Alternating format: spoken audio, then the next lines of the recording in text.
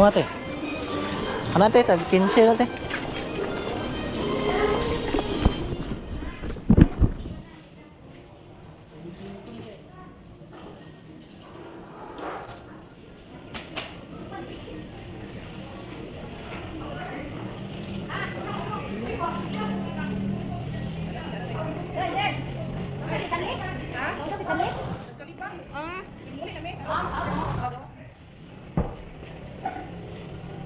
Yan, mga snacks. Good morning. Good morning mga idol. Wala na tayong upload. Busy tayo ngayon kasi Sunday. It's Sunday. Happy Sunday po sa inyong lahat mga idol.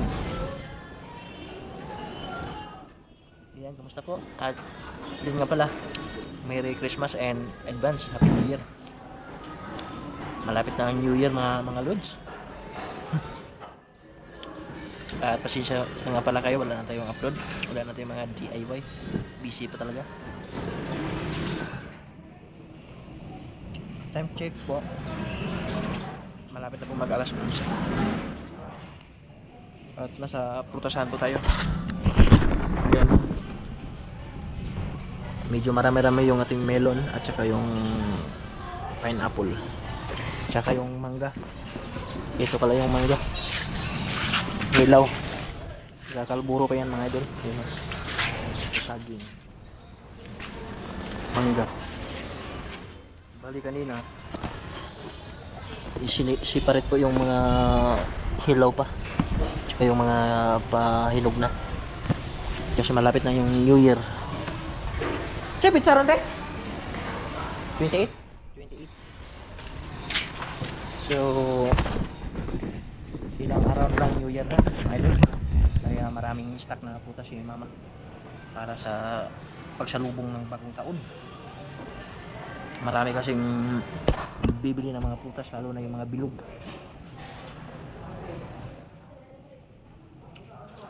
Pag New Year talaga, papaldo talaga yung magbibenta ng mga putas. Paldo doon te. Tama natin na nito, paldo gini ba? Kaya rin mga 50 na eh. Mingking lang ganun ha.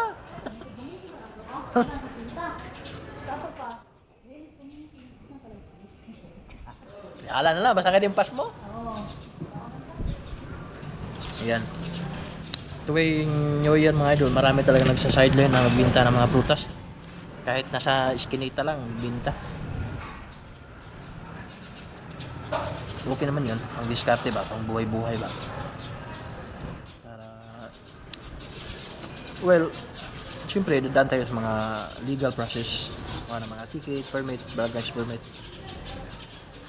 Build, I mean, kung may pwesto ka, business permit. Pero kung ano lang, sa gilid, bali hindi permanente, ticket lang sa barangay, paalam ka.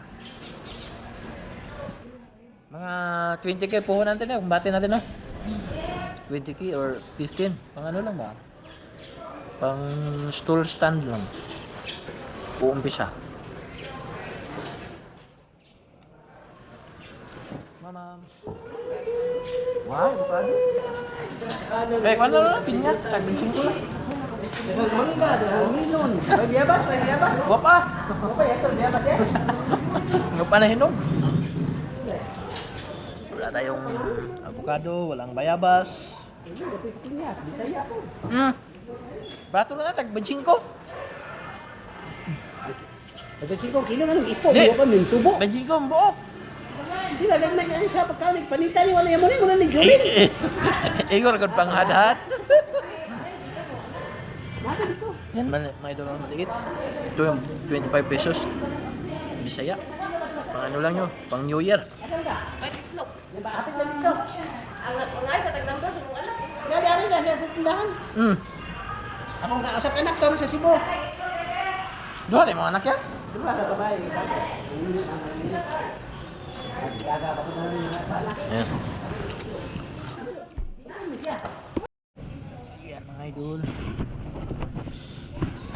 Sobrang tahimik ang aming lugar mga idol. Mingaw! Te! Babay siya! Mani mong one. More ni mga tindira re kameran tulog din taon. Amerika din tayo tao diri mga idol. Harap kang kawa. Yung merkado dito sa Claren sobrang hindi kagaya ng ibang probinsya na busy.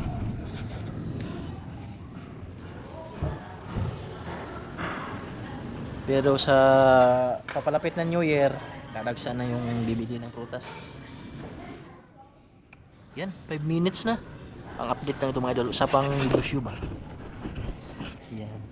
Ano ba ang pinakamagandang sideline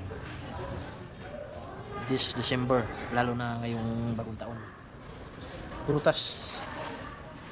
Yun nga lang, pag hindi ka marunong dumiskarte, maano mo yung mga prutas, mabulok. Malanta. Te, di ba unsay Tagalog og mabulok? Ah, mabulok no. Di malanta, malanta. Mabulok. Ang prutas mga idol pag wala customer, hindi katulad sa RTW na yung mga ukay-ukay ba. Yun yung disadvantage sa mga prutas pag wala kang masyadong suki ay madidisgrasya ang negosyo mo mga idol. So yan, kumusta na po kayong lahat dyan at short videos lang ito pang update ba, wala na kasi kung upload. Shoutout na lang sa inyong lahat at bye bye.